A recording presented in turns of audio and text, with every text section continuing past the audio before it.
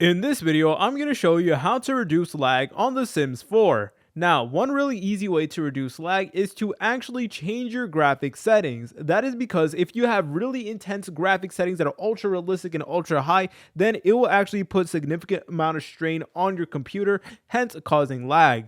So what I recommend you guys do is you go over here to the options section like so, then go ahead and select on game options. Then over here, go to this section that says graphics, and you will notice that at the moment our graphics are all the way up to ultra, which is incredibly high. And if you do have this, then chances are you might actually start lagging your device. However, what you guys can do is you can go ahead and change it down to a low medium, medium high, or even low. So this is completely up to you. So I personally recommend going with the low medium because you're still able to get some pretty realistic graphics, but at the same time, your game is able to run significantly faster. But guys, if you want more customization, you guys could actually go ahead and customize all of your graphics like so. For example, over here where it says Sims, you guys can go ahead and put that to very high, or lighting, you can put that to medium or high, or whatever honestly suits you.